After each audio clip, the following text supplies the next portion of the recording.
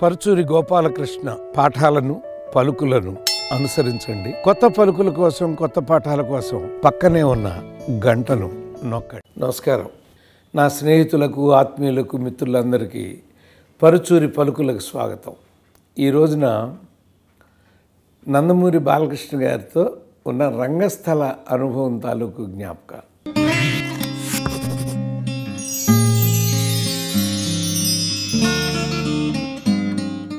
అంటే సినిమాలు చాలా మనం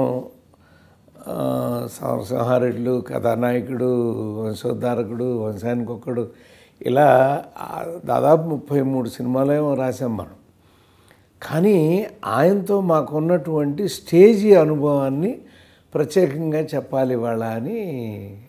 అంటే మొన్నే తానా అవగానే మళ్ళీ బాలయ్య బాబుతో కలిసి తానాకి వెళ్ళినటువంటి ఆ జ్ఞాపకాలు వచ్చింది. మొట్టమొదట మీ అందరికీ అంటే సంవత్సరం నాకు గుర్తురాట్లా, సికింద్రాబాద్ పెరేడ్ గ్రౌండ్స్లో స్టేజ్ మీద డ్రామా వేశాం. అందులో బాలయ్య ఫస్ట్ టైము స్టేజ్ నటుడిగా వచ్చాడు. రిహార్సల్ బాగానే చేసుకున్నాం, అన్నీ చేసుకున్నాం. కానీ ఏంటంటే మా అనుభవంలో స్టేజీ నటులకు ఉన్నటువంటి అనుభవం లేని వాళ్ళు మామూలు ఆడిటోరియంలో 1000 మంది, 1500 మంది అలా ఉంటారండి. కానీ ఆ రోజున బాలయ్య బాబుకి ఎదురుగా ఎంతమంది ఉన్నారు? లక్షల మంది ఉన్నారు. లోపల టెన్షను. బాలయ్య బాబు ఇన్ని లక్షల మంది ముందు ఫస్ట్ టైం స్టేజ్ పెర్ఫార్మెన్స్ ఎలా చేస్తాడు అని గుర్తొస్తుంటే చూసి ఉంటారు. సూపర్గా చెప్పే డైలాగులు అద్భుతం. నిజంగా మా అందరికీ ఎంత ఆనందం కలిగిందంటే, అంటే కెమెరా ముందండి మనకి టేకులు ఉంటాయి. ఈ ఎక్స్ప్రెషన్ బాగాలేదు, లేకపోతే ఈ డిక్షన్ కొంచెం ఇలా చేసుకుంటే అని మనం రకరకాలుగా చేసుకోగలం. కానీ స్టేజ్ మీద సింగిల్ టేకే. సో ఇక్కడ టేకులు అయినా పర్వాలేదని నటించే నటులు సడన్గా అక్కడికి వచ్చి ప్రజల ముందు, ప్రేక్షకుల ముందు నటించడం అనేది మామూలు కార్యక్రమం కాదండి. రావు గోపాలరావు అంటూ ఉండేవాడు ఎప్పుడూను, అమ్మపాలు తాగి వచ్చారా అంటూ ఉండేవాడండి. అమ్మపాలు అంటే రంగస్థలం అన్నమాట. రంగస్థలం మీద నటించి వచ్చిన వాళ్ళు భయపడరని, పర్ఫెక్ట్గా చేస్తారని ఆయన కాన్ఫిడెన్స్. అలా మొదటి రంగస్థల అనుభవం మహానాడులో బాలయ్య బాబు సికింద్రాబాద్లో పెరేడ్ గ్రౌండ్స్లో జరిగింది. ఆ తర్వాత అలా మామూలుగానే దాని గురించి ఆలోచించుకోకుండా మనం సినిమాలు అలా వెళ్ళిపోతున్నాం. అలాంటి సమయంలో 2007లో ఒకసారి తానాకి కలిసి వెళ్తున్నాం వాషింగ్టన్ DC.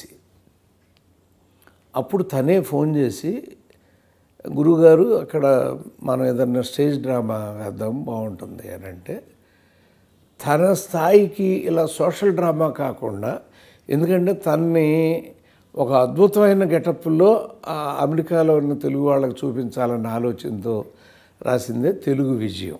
ఆ తెలుగు విజయం ఏంటంటే శ్రీకృష్ణదేవరాయల పాత్ర తెమ్మరుసు వాళ్ళిద్దరూ భూమి మీదకి దిగితే ఆ చుట్టూ తెలుగు మాట్లాడుతున్నప్పుడు, ఎందుకంటే తెలుగు అదేల ఎన్న దేశంబు తెలుగు ఏను తెలుగు వల్ల బుండ తెలుగు కండ దేశ భాషలందు తెలుగు లెస్స అని చెప్పిన మహానుభావుడు ఆయన.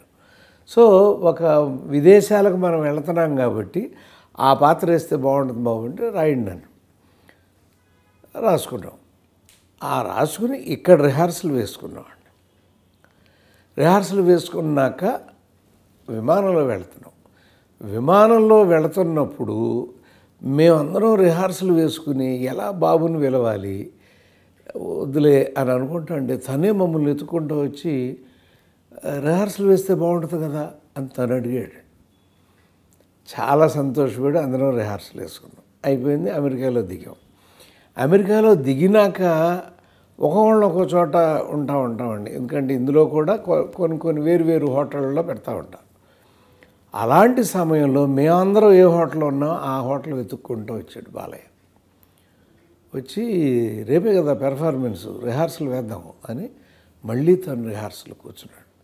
నిజంగా వృత్తి పట్ల ఒక గౌరవాన్ని ఇవ్వటం అనేది, ముఖానికి మేకప్ వేసాము అంటే అది ఒక కళామ తల్లి దీవెన. ఆ శ్రద్ధాభక్తులతోనే మనం ఉండాలి అనటానికి అద్భుతమైన ఉదాహరణ ఆయన ఆ 4 రోజుల రిహార్సల్ కానీ ఆ పద్ధతి కానీ అదంతా కరెక్ట్గా 2007 జూలై మాసం అనుకుంటాను, డేట్ సరిగ్గా గుర్తులేదు.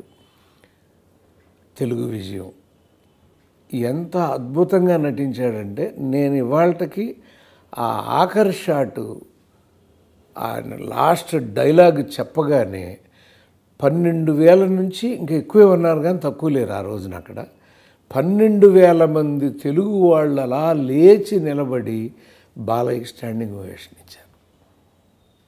అంటే అంత అద్భుతమైన పెర్ఫార్మెన్స్ ఇచ్చాడు.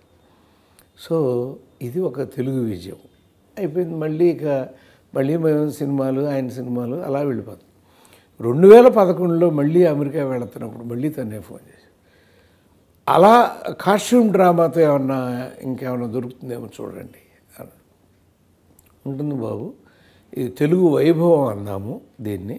ఎందుకంటే తెలుగుకు 36 అక్షరాలు ఉన్నాయి. దానికి 19 అక్షరాలను కలిపినటువంటి మహానుభావుడు నన్నయ్య గారు. ఆ నన్నయ్యను పోషించిన మహానుభావుడు రాజరాజ నరేంద్రుడు, రాజమహేంద్రవరం. సో మళ్ళీ మనం తెలుగు వాళ్ళ దగ్గరికి వెళ్తున్నప్పుడు ఈ తెలుగు భాషా వైభవాన్ని చెప్పాలంటే ఆ వేషం బాగుంటుందంటే రాయండి. మళ్ళీ అసలు మనం రిపీట్ చేయక్కర్లే నేను. ఆ రిహార్సల్, ఆ పద్ధతి అంతా 4 సంవత్సరాలైనా కూడా అదే పద్ధతి, అదే గౌరవం. అద్భుతంగా శానోజీ అనుకుంటున్నాను నాకు గుర్తు, అక్కడ అద్భుతమైన పెర్ఫార్మెన్స్ తెలుగు వైభవం రాజరాజనరేంద్రుడి గెటప్లో.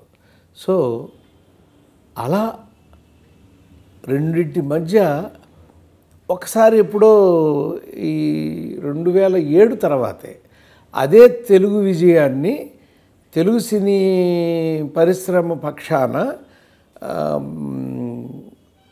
ఈ తుఫాను బాధితుల కోసం ఆంధ్రాకి హెల్ప్ చేయటం కోసం అక్కడ స్టేడియంలో మళ్ళీ అదే నటించాడు. ఇప్పుడు ఆఖరిగా ఆయనతో కూర్చున్నటువంటి స్టేజ్ అనుభవం 2016 ఫిబ్రవరి 26-27 అనుకుంటున్నాను నేను, లేపాక్షి ఉత్సవాలు.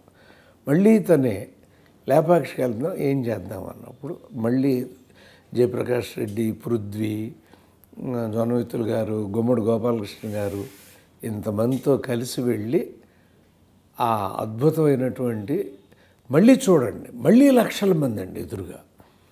అంటే తను ఎప్పుడు వేలకు తక్కువ ఎప్పుడూ లేరు. అమెరికాలో అయితే 1000, ఇక్కడ ఆంధ్రప్రదేశ్లో అయితేనేమో అప్పుడు తెలంగాణలోను లక్షల మంది మధ్య మళ్ళీ దాన్ని మీరు ఒకసారి యూట్యూబ్లో వెతికి పట్టుకుంటే తెలుస్తుంది. తన ప్రతి మాటకి ఎలాంటి అప్లాస్తో ఆడియన్స్ ఇదయ్యారు. సో కావ్యేషు నాటకం రమ్యం అన్నారు. అంటే అనేక కావ్యాల్లో గొప్పది ఏదే అంటే నాటకం గొప్పది అని. ఆ నాటకంలో నేను తెర మీదే కాదు, వెండి తెర మీదే కాదు, వేదిక మీద కూడా, రంగస్థలం మీద కూడా అద్భుతమైన నటుడిని అని బాలయ్య నిరూపించుకున్న ఆ సన్నివేశాలు మొన్న తానాలో వచ్చినప్పుడు మళ్ళీ అవన్నీ జ్ఞాపకం వచ్చినాయి.